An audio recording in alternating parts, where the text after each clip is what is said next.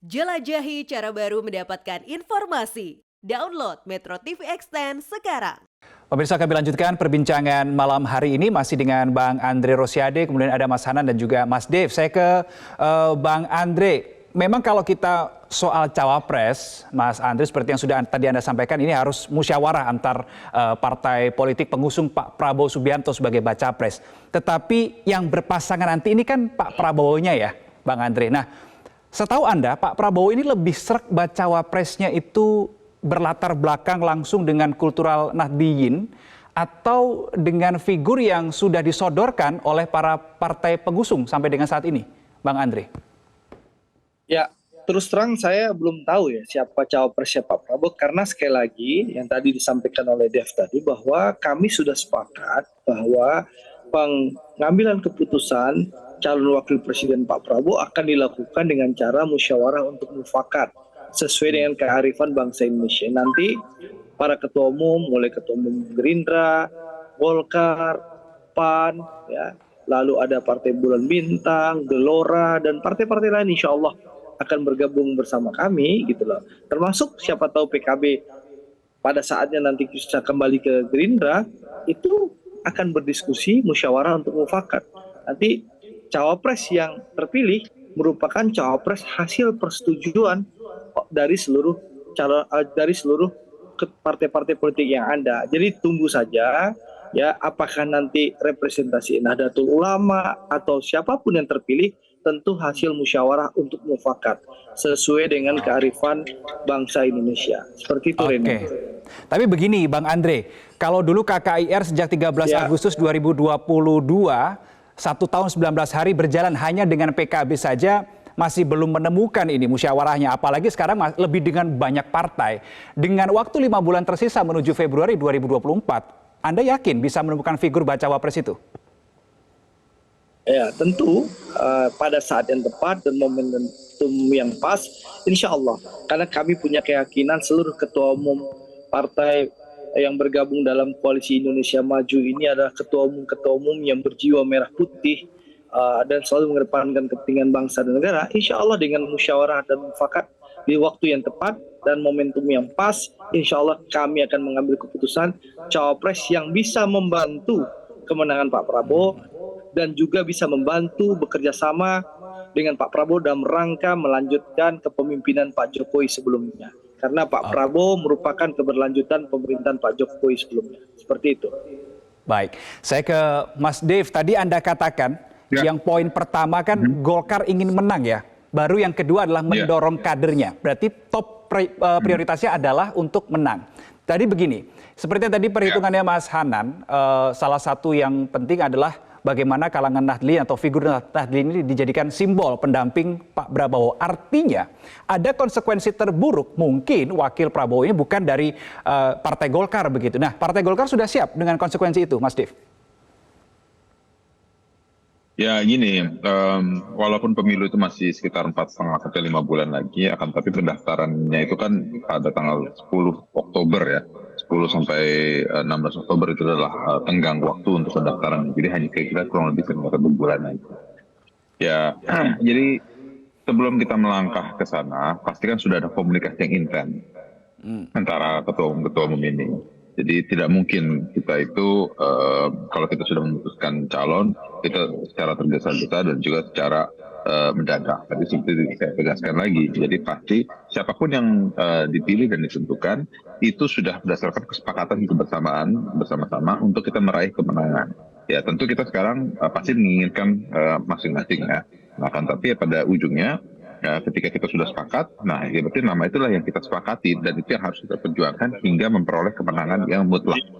Karena selain dari Pilpres kan kita masing-masing juga harus memikirkan partai kita ya. Kayak Bang Andre sekarang sedang berjuang di dapilnya, saya juga sama berjuang di dapil saya. Begitu juga ada ratusan bahkan ribuan caleg-caleg dari masing-masing partai yang sedang berjuang di dapilnya masing-masing. Jadi selain kita berfokus untuk memenangkan calon presiden kita juga fokus untuk memenangkan kursi-kursi kita di dapil masing-masing. Ya, jadi ditambah lagi belum lagi eksponen partai lainnya yang bertugas untuk mencari suara sebesar-besarnya semaksimal mungkin untuk partai sendiri. Nah, jadi Jadi semua berjalan bersama-sama untuk kita mencapai target kemenangan. Karena yang paling pentingnya itu adalah bagaimana kita bisa mendapatkan porsi dan suara semaksimal mungkin untuk kita bisa mewakili masyarakat dan juga kita bisa memberikan dampak yang besar dan positif kepada pembangunan ekonomi negara dan melanjutkan dan menyelesaikan dan menyempurnakan semua kebijakan-kebijakan dan program-program yang telah dirintis oleh pemerintahan hari ini. Oke, baik. Saya bergeser ke isu yang lain, tapi ini masih berkaitan juga antara Gerindra dan Golkar, dan nanti saya juga akan minta pendapat dari Mas Hanan. Saya ke Mas Dev, saat ini kan sedang juga beredar narasi nama Ridwan Kamil, kader Golkar, digadang-gadang, tapi jadi bacawa presnya ini partai seberang begitu ya, Ganjar Pranowo. Lalu kapan hari RK juga bilang bahwa Pak Ganjar juga butuh suara di Jawa Barat. Mas Dev, saya penasaran, ini jadi pembahasan juga di internal Partai Golkar? Ya begini, Pak Ridwan Kamil kan belum terlalu lama bergabung di dalam partai, kurang lebih sekitar setengah tahun lah.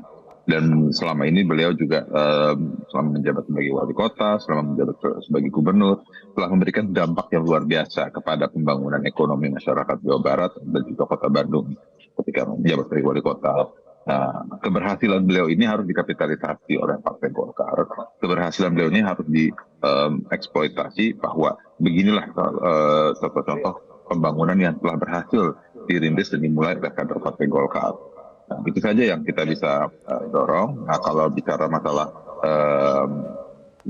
posisi politik ke depan, ya itu urusan nanti.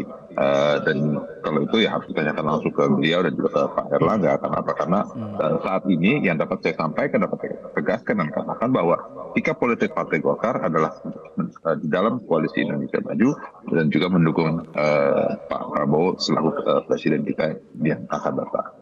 Oke, baik. Saya mau minta pendapat Mas Hanan, apakah mungkin Golkar ini kemudian di tengah perjalanan hanya hitungan bulan menuju pendaftaran, ini alih dukungan ke Ganjar ketika RK digadang-gadang mendampingi Ganjar? Atau cukup bagi Partai Golkar untuk menaruh kaki tanpa harus memindahkan badan, Mas Hanan? Ya, itu mungkin saja ya, karena memang Ridwan Kamil itu kan elektabilitas sebagai cawapres individu, memang termasuk selalu 5 besar gitu, kadang-kadang nomor 1. Nah cuma memang Ridwan Kamil ini paling menarik bagi Pak Ganjar memang. Kenapa? Karena kalau kita menggunakan strategi wilayah Jawa, di antara 3 wilayah terbesar, Jawa Tengah, Jawa Timur, dan Jawa Barat, Pak Ganjar itu kan paling lemah di Jawa Barat. Nah yang bisa membantu Pak Ganjar untuk memperkuat dirinya di Jawa, dukungannya di Jawa Barat adalah Pak Ridwan Kamil gitu. Masalahnya memang Ridwan Kamil itu sekarang sudah jadi kader Golkar gitu. Nah, apakah kalau misalnya ternyata Ridwan Kamil ditarik oleh Pak Ganjar, lalu Golkar langsung berpindah, nah itu memang menjadi menarik. Tapi kalau kita lihat sejarah, ada beberapa kali kader Golkar berada di 2 tempat. Misalnya di zaman Pak SBY awal, itu kan Pak Yusuf Kalla menjadi wapresnya Pak SBY, tapi pada saat yang sama Golkar punya calon presiden sendiri. Jadi kalau lihat dari sisi itu sangat mungkin sikap Golkar belum tentu firm hanya di satu koalisi, atau secara formal dia di satu koalisi tapi secara informal ada kadernya yang berada di wilayah lain atau di koalisi lain. Itu kalau kita lihat dari sejarah, dan itu potensial terjadi sekarang. Seperti kata Pak Dev tadi, misalnya Ridwan Kamil kan sebetulnya baru di Golkar. Ketika menjadi gubernur Jawa Barat, dia kan dicalonkan pertama kali oleh Nasdem begitu. Jadi apakah itu menjadi pertimbangan-pertimbangan nanti bagi Golkar bahwa kalau ternyata Ridwan Kamil misalnya diambil oleh Pak Ganjar, lalu Golkar menganggapnya itu sebagai tidak menjadi kadernya Golkar lagi, itu juga sesuatu yang mungkin gitu. Berbeda dengan Pak Yusuf Kalla pada tahun 2004 ya. Pak Yusuf Kalla kan memang fungsionaris Golkar yang memang cukup mengakar dan sudah sangat lama berada di Golkar. Jadi memang masih akan cukup menarik melihat perkembangan sikap Golkar. Kalau ternyata misalnya Pak Erlangga Hartarto tidak dijadikan wapres Pak Prabowo, maka apakah Golkar akan lebih melihat Ridwan Kamil, misalnya kalau ternyata Ridwan Kamil ditawari wapres, itu akan membuat Golkar berpindah haluan. Tapi tentu saja itu ada banyak pertimbangan kan untuk tetap di koalisi atau tidak itu. Oke, terakhir saya ke Bang Andre, singkat saja Bang, ketika nanti semua partai pengusung Pak Prabowo itu sudah sepakat satu nama pendamping untuk Pak Prabowo, apakah nama ini kemudian akan dibawa dulu ke Pak Jokowi untuk mendapat tanda tangan persetujuan?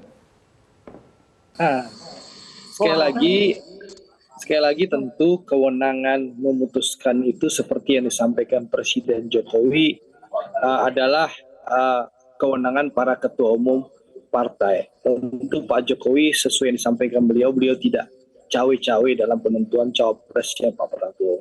Tapi kalau berdiskusi, berkonsultasi karena Pak Prabowo dan seluruh ketua umum ini merupakan bagian pemerintahan Pak Jokowi, tidak ada salahnya. Tapi sekali lagi, kewenangan pengambilan keputusan itu akan diambil oleh para ketua umum melalui musyawarah untuk mufakat. Dan kita mendengar dalam pidato kenegaraan 16 Agustus 2023 yang lalu, Pak Jokowi menyampaikan itu kewenangan partai-partai politik, bukan kewenangan beliau. Seperti itu. Baik, Bang Andre, Mas Dev dan juga Mas Hanan, terima kasih untuk waktunya malam hari ini sudah berdiskusi di Prime Time News. Selamat malam. Terima kasih, selamat malam.